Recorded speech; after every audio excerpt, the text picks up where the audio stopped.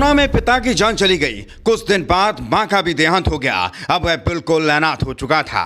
उम्र बस 10 साल थी और माँ बाप दोनों नहीं रहे तो जीने के लिए सड़कों पर भीख मांगने लगा। पर किस्मत कुछ और चाहती थी। पहले सड़कों पर भीख मांग रहा था, फिर किस्मत ने ऐसी करवट ली कि देखते ही देखते लखपति और फिर करोड़पति बन गया।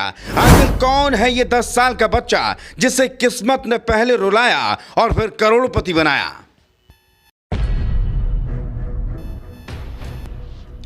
परिवार से बिछड़ने के बाद अचानक से एक बच्चे की किस्मत खुल जाती है। बच्चा रातों रात लखपति और फिर करोड़पति बन जाता है। इस तरह के सीन आपने हिंदी फिल्मों में कई बार देखे होंगे, लेकिन यूपी के सहारनपुर में एक बच्चे के साथ असल जिंदगी में भी कुछ ऐसा ही हो गया। यह बच्चा कुछ दिन पहले तक गली गली भीख मांगा करता था, अपना गुजारा करता था। उस बच्चे के पिता की कोरोना में मौत हो गई थी। इसके कुछ दिन बाद ही मां का भी इंतकाल हो गया था। जीवन यापन करने के लिए यह बच्चा गलियों में भीख मांगने लगा। एक दिन ऐसा हुआ कि बच्चा एक झटके में ही करोड़पति बन गया। रातों रात उसकी किस्मत चमक गई। मामला सहारनपुर के पंडौली गांव का है। 10 साल के साहजेब आलम की कहानी किसी फिल्मी स्टोरी से कम नहीं है।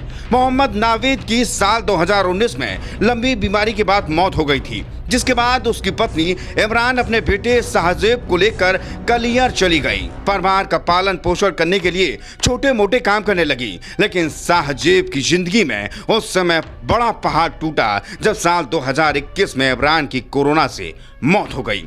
मासूम साहजेब जब अनाथ हो गया तो उसके पड़ोसियों ने उसे पिरान कलियर में सूफी संप्रदाय के प्रतिष्ठित तीर्थ स्थल में शरण लेने की सलाह दी। इसके बाद से ही साहजेब अनाथ की तरह वहां रहकर भीख मांग रहा था। जीने के लिए वह पूरी तरह से लोगों के दान दक्षिणा पर ही निर्भर हो गया था।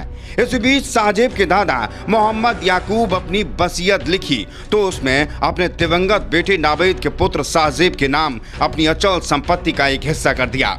इस संपत्ति की कीमत 2 करोड़ रुपए बताई जा रही है। 2021 में याकूब का इंतकाल हुआ तो वसीयत अमल में आई और 5 बीघा जमीन के साथ 2 मंजिला मकान की संपत्ति साहजेब के नाम पर हो गई। लेकिन साहजेब का तो कहीं पता ही नहीं था। साहजेब के रिश्तेदारों ने चारों तरफ उनकी तलाश शुरू कर दी। वह कलियर में भीख मांगते हुए मिला।